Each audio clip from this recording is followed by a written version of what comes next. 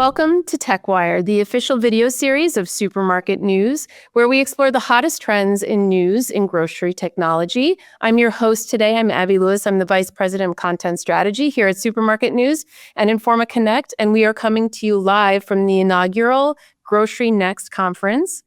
Today, I'm thrilled to welcome Jeff Baskin. Jeff is the Chief Revenue Officer at Eagle Eye. It's a leading SaaS and AI technology company that's transforming how retailers approach loyalty, personalization, and retail media. Jeff joined Eagle Eye in March of 2025. Is that right? That's right. Okay, good. 5 months ago. Okay, great. And you bring with you more than 20 years of retail experience in the technology sector.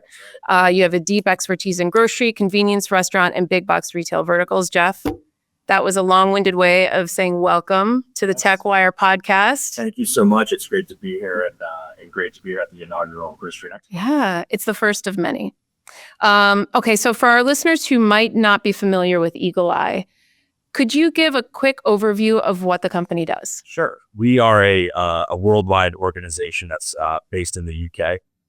We are providing loyalty platforms and loyalty schemes to some of the largest retailers in the world on each of the continents. So Woolworths in Australia, to Tesco in the UK, and Morrison's and others in the UK, as well as Carrefour and Leclerc in France, and as well as a pretty big presence here in North America with Loblaw, which is the largest retailer in Canada, Giant Eagle, Staples, Petco. So we're primarily in grocery, but we also expand through restaurants as well as big box retail and kind of specialty retail as well. All right, amazing. It sounds like you're really racking up some frequent flyer miles these days. Yeah. It's been interesting traveling the world and kind of getting a sense of the different cultures, but also different cultures of how retailers act and behave differently.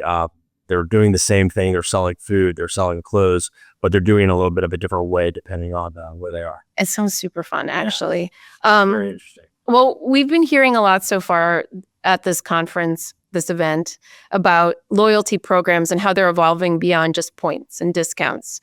How are you all approaching this evolution? Yeah, I think it's really through personalization. Okay. And we are utilizing artificial intelligence to really create a personalized experience for customers. And so if you can create, everyone kind of looks at how are we going to increase sales? How are we going to do these different advantages, different KPIs? But we believe that if you can create a great customer experience first, all of those other things will go. So creating personalized marketing. And when I say personalized, I'm not talking about segmentation of several hundred people over here and a couple hundred people over here that have similar demographic. Sure. I'm literally talking about one-to-one personalization for marketing so that it's relevant to me. So the way to think about that is people are utilizing Netflix, and my wife's Netflix, her profile is very different than mine and my 3 daughters.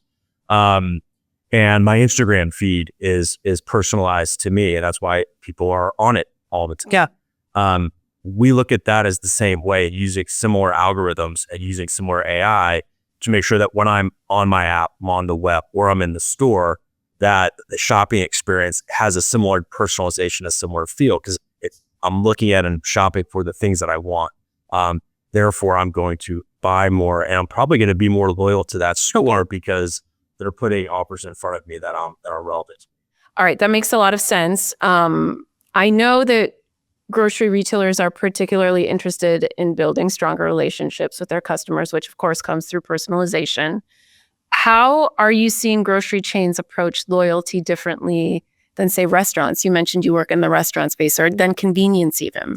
I think the difference is the level of frequency and the difference between the two. I may be going to my favorite restaurant, maybe a couple times a month, if that. Right. I'm going to my grocery store probably twice a week, at least. Or if you're me, 4 times a week. Four times a week, and probably maybe doing, if I'm a good retailer and I have a good omni-channel business, I'm placing a couple orders online, and I'm probably going into the store a couple times a week. So the frequency varies much, much more. I think the question that we're trying to solve is, you have your neighborhood grocers, and here at GroceryNEXT, there's a ton of them who are very, very good at have a specific character and culture to their businesses, and that creates loyalty. Outside of that, and outside of what you talked about, like just points and schemes, which are, I don't want to say they're basic because it is complex, but looking at how do we deploy AI for gamification, and how do we make sure that the person who's typically buying 2 liters of Coke in a month, if they were to buy 3 or 4, that's great. It's great for the customer, but it's also great for the retailer. And how do we make sure that they're not buying their Coke from other retailers, they're being loyal to the one specific retailer? So putting together gamification and something that we call challenges and personalized promotions, utilizing AI to make sure that the customer is getting products that they want and buying them from the same retailer. And that's really the true loyalty play. Is if I'm going to buy Coke, I'm going to drive past the 7-Eleven to get to my grocer of choice. That's really what we want to do. Okay. Well, you did say it first. You mentioned AI, and I want to talk about that real quick. It seems to be transforming every aspect of retail, right? So how specifically are you all at Eagle Eye leveraging AI beyond what you just talked about just now to enhance loyalty and personalization? Just expand on that. Yeah, we have really dug it deep to artificial intelligence. We acquired a company about a few years ago in Paris with a lot of very, very smart AI data scientists. So we had been utilizing it, and it has been live with retailers for years now. So kind of a little bit ahead of its time, which is great because we have a little bit of a head start. Sure. So we think about it, how do we use AI to increase efficiencies and the customer experience for our retailers? We've even taken it further than that. It's been ingrained in our culture of our company. How do we make ourselves more efficient? How are our customer success teams more efficient? How are our product teams more efficient? How are solution engineers doing things to utilize AI to code faster? Sure. And so we've really ingrained it in our culture, and have jumped in with both feet. But all of that being said, it's making us go faster. It's making us more efficient. But at the end of the day, we're really doing it for our retailers. And how do we get them to go faster? Okay. Get them to be more efficient? Because speed is something that, frankly, grocery retailers have not been known for in the past. So they want to go faster and they want to be able to accomplish things with their customers faster. But we think we're positioned really, really well to get to that. Okay. So the real-time aspect is obviously really crucial. Can you share an example of how this might work in practice for a grocery retailer specifically? The personalization part? Yeah. Yeah, I think the being able to sift through in a grocery store, you have tens of thousands of SKUs. My grocery cart's going to look much different than your grocery cart.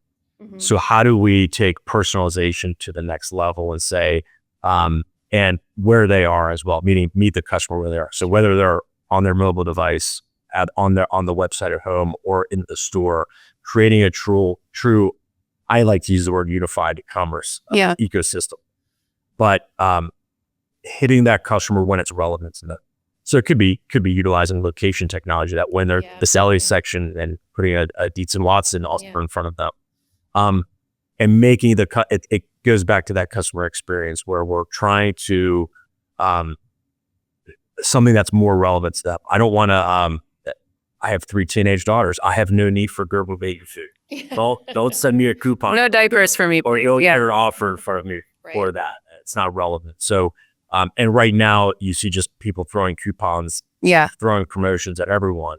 And while it's kind of like taking a shot in the dark, we're being much more precise and throwing some more accurate darts. Yeah, that sounds good. That makes sense. So you and I have been talking for a long time, and then specifically in this conversation too, about loyalty, personalization, and retail media, and how they're all increasingly interconnected, right?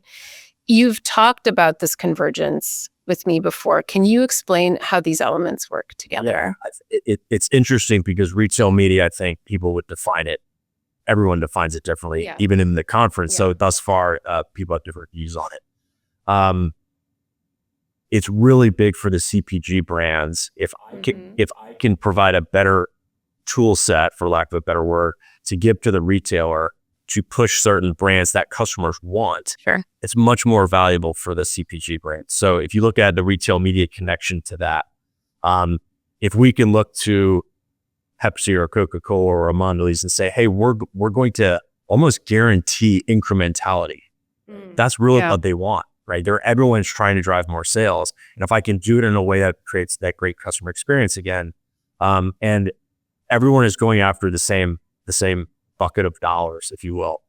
And it's not like we invented retail media 2 years ago and all of a sudden Pepsi has another $1 billion in their bucket, right? They have the same bucket of money. They're just fishing it in different places. So if we can provide retailers with a better set of promotional tools to help them improve and get attribution on incrementality, they're going to get the dollars and the other retailer might not, and vice versa. So I think it's really driving attribution incrementality is where that real value is for everybody. Okay. I think that this conversation is going to be really helpful to a lot of people. But before I wrap up, I do want to get a specific, I want to see what sort of advice you might have for retailers who are looking just simply to enhance their loyalty and personalization strategies. It's a simple piece of advice. How do you start? I think it sounds like when you talk about AI and new projects and every retailer, not just grocers, when you talk about an IT integration makes them nervous. Yeah. You have to integrate into the POS, or have to do this. So, the beautiful thing about kind of AI and frankly, what Eagle Eye does with personalized promotion and our challenges kind of, platform is that it doesn't need to be integrated into the POS. There's no major integrations that you need to do that. It's really just taking the data and then massaging that data and putting it through, for lack of a better term, the AI machine, and letting it do the work. So you're not looking at a 6 to 9 month integration cycle. You're looking at more like a 2 to 4 month integration cycle where there's not a ton of work that has to be done by the retailer in order to get it going. So you can get some really quick wins. And you can show your CPG brands, you can show the merchants inside of the stores, and really get things going quickly in order to show increased sales and all the KPIs that you want to hit. Okay, great. Well, thank you so much for joining us today on TechWire. I do want for our listeners, how can they learn more about Eagle Eye? Where should they go? Yeah, I mean, you can catch me on LinkedIn. Okay. Jeff Baskin. You can go to our website, eagleeye.com, and learn more. All right, that's wonderful. Well, thank you to our listeners, Jeff. Thank you again.